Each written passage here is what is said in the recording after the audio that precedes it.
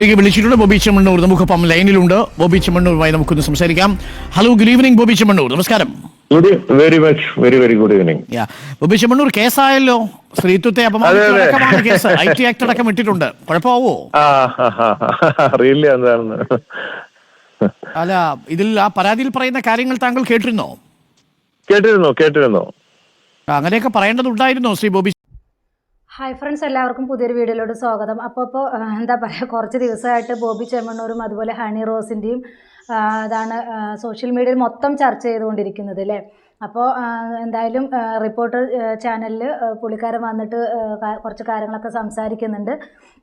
അതിൻ്റെ കുറച്ച് ഭാഗങ്ങളാണ് ഇപ്പോൾ നിങ്ങൾ കേട്ടത്.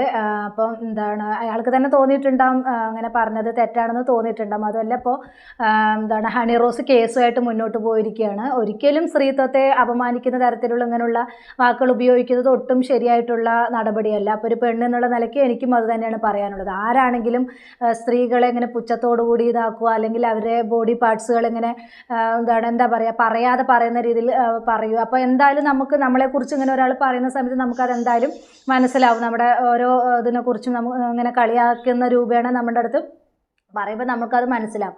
അങ്ങനെയാണ് ഇവിടെയും സംഭവിച്ചത്. എന്തായാലും അയാൾ മാപ്പൊക്കെ ചോദിച്ചിട്ട് ഇപ്പോൾ മുന്നോട്ട് വന്നിട്ടുണ്ട്. റിപ്പോർട്ടർ ചാനലിലാണ് വന്നിരിക്കുന്നത്. അപ്പോൾ അയാൾ പറയുന്ന ബോബി ചെമ്മണ്ണൂർ പറയുന്ന കുറച്ച് കാര്യങ്ങളും കൂടെ നമുക്കൊന്ന് കേട്ടിട്ട് വരുന്നത് കേട്ട് നോക്കൂ.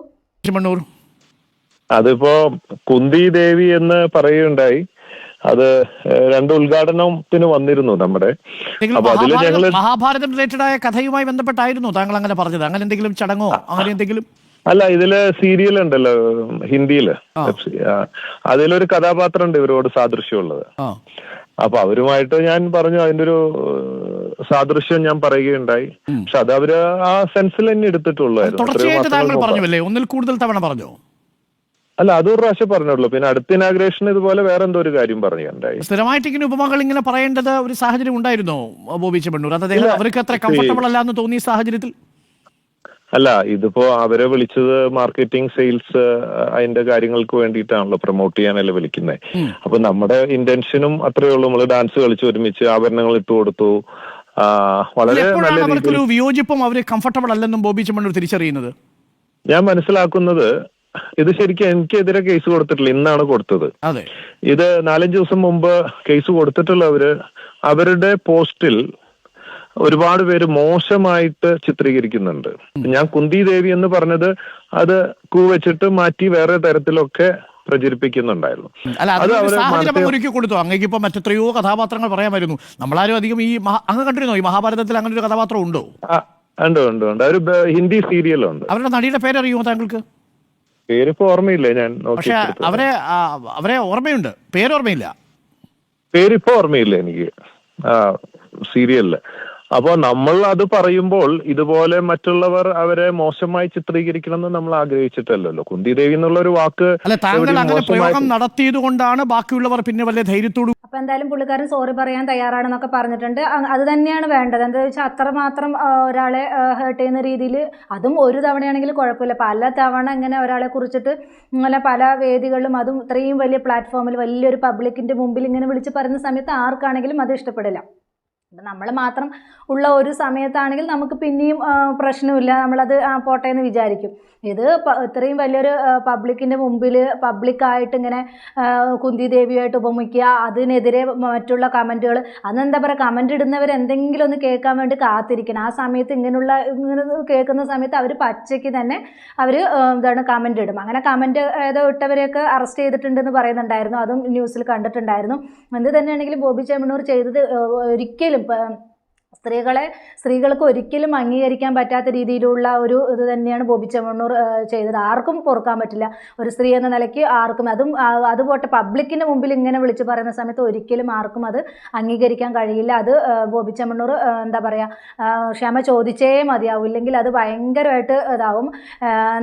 പുള്ളിക്കാരിക്ക് അത്രമാത്രം ഇതായിട്ടുണ്ട്. ഹണി റോസിനെ പലരും പലയിടത്തും പല രീതിയിലും പറയുന്നുണ്ടെങ്കിലും പുള്ളിക്കാരി അങ്ങനെ അതിനൊന്നും റിയാക്ട് ചെയ്യാറില്ല. പക്ഷേ ഇത് നിരന്തരം നിരന്തരം പല ഭാഗത്തു നിന്ന് വെച്ചിട്ടും പല പ്രോഗ്രാമിനും പുള്ളിക്കാരുടെ മുന്നിൽ നിർത്തിക്കൊണ്ട് മറ്റുള്ളവരുടെ മുമ്പിൽ ഹാസ്യരൂപേണയാണെങ്കിലും ഇങ്ങനെ പറയുന്ന സമയത്ത് അത് ആർക്കാണെങ്കിലും സഹിക്കാൻ പറ്റില്ല. അത് ഭയങ്കര ഒരു എന്താ പറയുക നെഗറ്റീവ് ഇമേജ് തന്നെയാണ്. അപ്പോൾ അത് കേൾക്കാൻ വേണ്ടി കാത്തിരിക്കുന്നത് പോലെയാണ് കമൻ്റ് ഇടുന്ന ഓരോ ആളുകൾ. ഇപ്പോൾ ഇത് കേൾക്കുന്ന സമയത്ത് പലരും പല രീതിയിലുള്ള കമൻറ്റുകൾ ഇടും. അത് നമുക്ക് ഒരുപാട് ഹേർട്ട് ചെയ്യും. അങ്ങനെയാണ് ഹണി റോസിന് സംഭവിച്ചത്. ഒട്ടും സഹിക്കാൻ പറ്റാത്ത രീതിയിലായപ്പോഴാണ് പുള്ളിക്കാരി കേസുമായിട്ട് മുന്നോട്ട് പോയത്. അപ്പോൾ അങ്ങനെ പോയപ്പോഴാണ് ഇങ്ങനെ ഇത് പറയുന്നത്. അതുപോലെ തന്നെ എന്താണ് വീണടുത്ത് കടന്ന് ഉരുള എന്ന് പറഞ്ഞ പോലെ ഹിന്ദി സീരിയലിൽ കുന്തി ദേവി ഉണ്ട്, അതിനെക്കുറിച്ച് ഞാൻ പറഞ്ഞതാണ്. അല്ലാതെ കൂ ചേർത്തിട്ട് ഞാൻ വേറൊന്നും ഉദ്ദേശിച്ചല്ല പറയുന്നത്. എന്തിനാ അങ്ങനെയൊക്കെ പറയുന്നത് എന്തിനാ? വേറെ എത്രയോ മഹാഭാരതത്തിൽ എത്രയോ ആളുകളുണ്ട്. അതുപോലെ തന്നെ ഉപമിക്കാൻ വേറെ എത്ര ആളുകളുണ്ട്. ഇപ്പോൾ കുന്തി ദേവിയെ തന്നെയാണോ കിട്ടിയത്? അപ്പോൾ ആ പുള്ളിക്കാരിക്ക് ആ ഇത് ഉണ്ടെന്ന് പറഞ്ഞിട്ട് അപ്പോൾ ആ ഒരു പേരും തന്നെ ഉപമിക്കണമെന്നില്ലല്ലോ. വേറെ ആരെങ്കിലുമൊക്കെ നല്ല രീതിയാണ് ഉദ്ദേശിക്കുന്നതെങ്കിൽ നല്ല രീതിയിൽ അയാൾക്ക് ഉപമിക്കാമായിരുന്നല്ലോ. അപ്പോൾ അദ്ദേഹം പറയുന്ന കുറച്ച് കാര്യങ്ങൾ കൂടെ നമുക്ക് കേട്ടിട്ട് വരാമെന്ന് കേട്ടു നോക്കൂ. പറയാമായിരുന്നില്ലേ? അല്ല, അവരുടെ അടുത്ത് സോറി പറയണോണ്ട് യാതൊരു വിരോധമില്ല. നമ്മൾ മനഃപൂർവ്വം ചെയ്തിട്ടില്ല എങ്കിൽ പോലും അവർക്ക് അങ്ങനെ മാപ്പ് പറയുന്നു. അങ്ങനെയുണ്ടെങ്കിൽ ഖേദിച്ചിട്ടുണ്ടെങ്കിൽ തീർച്ചയായും നമ്മളെ കൊണ്ട് ഒരാൾക്കൊരു വിഷമം അറിയാതെ ഉണ്ടായിട്ടുണ്ടെങ്കിൽ, ഇവിടെ അറിഞ്ഞൊന്നും ചെയ്തിട്ടില്ല ഉണ്ടെങ്കിൽ പോലും നമുക്ക് അതിൽ വിഷമമുണ്ട് അങ്ങനെ വന്നതിൽ. തീർച്ചയായിട്ടും അതിന് സോറി പറയണോണ്ട് എന്താണ്, തെറ്റൊന്നും ചെയ്തിട്ടില്ല, ഇങ്ങനെയൊക്കെ ആയി എന്നുള്ളതാണ്. മാത്രമല്ല ഇനി അവരെ കുറിച്ച് അങ്ങനെ ഒരു കമന്റും ചെയ്യാൻ ഞാൻ ഉദ്ദേശിക്കുന്നില്ല, അല്ലെ? ഇനി അത് നിർത്തി. തീർച്ചയായിട്ടും ഇല്ല. നമ്മളിപ്പോ അതേ സെൻസിൽ എടുക്കുന്നവരുടെ അടുത്ത് നമ്മൾ തമാശ പറയാറുണ്ട്. എത്രയോ പേരുടെ അടുത്ത് എത്രയോ നടന്മാരും നടിമാരൊക്കെ വന്നിട്ടുണ്ട്. നടന്മാരോടും നടിമാരോടൊക്കെ സംസാരിച്ചിട്ടുണ്ട്. ഈ താങ്കളുടെ ജുവലറിയുമായി ബന്ധപ്പെട്ട പ്രൊമോഷൻ ആണോ ഈ ഹണി റോസിനെ വിളിച്ചത് താങ്കൾ? അതെ, ഇനാഗ്രേഷൻ ആണ് വിളിച്ചിട്ടുള്ളത്. പക്ഷെ ആ സമയത്തൊന്നും ഹണി റോസ് അങ്ങനെ വിയോജിപ്പ് പ്രകടിപ്പിച്ചിരുന്നില്ലേ? ഈ കംഫർട്ട് അല്ല എന്ന് താങ്കളോട് നേരിട്ട് പറഞ്ഞിരുന്നില്ലേ?